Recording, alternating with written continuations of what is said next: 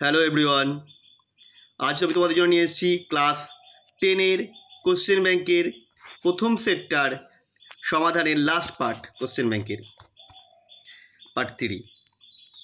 এখানে আমরা করব ফার্স্ট প্রয়োগটা, যেটা তোমাদের জন্য ভীষণ ইম্পর্টেন্ট। কি বলছে?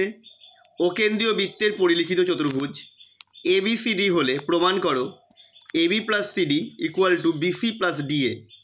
দেখো, আমি প্রথমে ছবি রেখে নিয়েছি।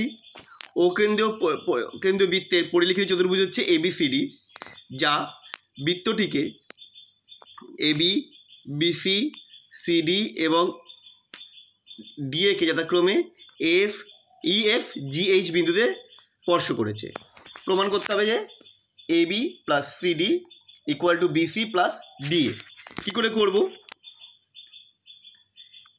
দেখো, H আর AE হচ্ছে বৃত্তের স্পর্শক। তাহলে সুতরাং কী হবে? AE equal to H। কেন না, বহিঃস্থকোণ বিন্দু থেকে বৃত্তের উপর অঙ্কিত স্পর্শক দুটির দৈর্ঘ্য সমান হয়। অনুরূপভাবে প্রমাণ করা যাবে। কি করা যাবে? BE equal to BF, CF equal to CG, DH equal to DG। তাহলে AB প্লাস CD যেটা বলে দিয়েছিল সেটা লিখে নিলাম।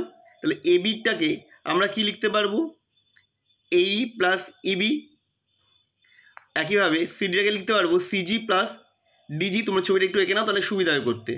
এইবার এইর বদলে বসিয়ে দিলাম হচ্ছে AH, ইবির বদলে বির বদলে বসাচ্ছি BF, সিজির বদলে বসাচ্ছি CF, আর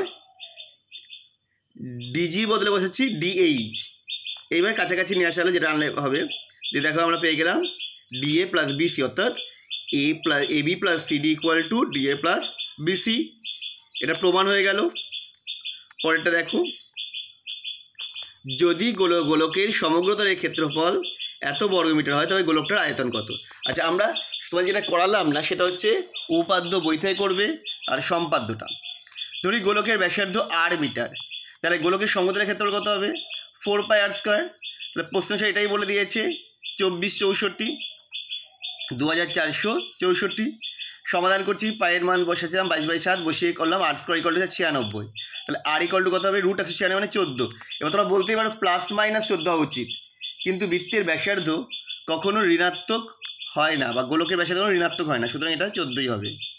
তাহলে আয়তন কত হবে? 4/3πr³। মানগুলো বসিয়ে দিলাম, এলো 11,498 ঘনমিটার। এবার যদি কোনো শঙ্কুর উচ্চতা ও তির্যক উচ্চতা যথাক্রমে 6 সেমি ও 10 সেমি হলে শঙ্কুটির সমগ্রতলের ক্ষেত্রফল ও আয়তন। উচ্চতা, তির্যক উচ্চতা বলে দিয়েছে। এখান দিয়ে আমরা এটা বের করব শঙ্কুটির এই ব্যাসার্ধ r ইকুয়াল টু কি? √L² minus H²। সেটা করলে এটা আসছে 64, মানে 8 আসছে।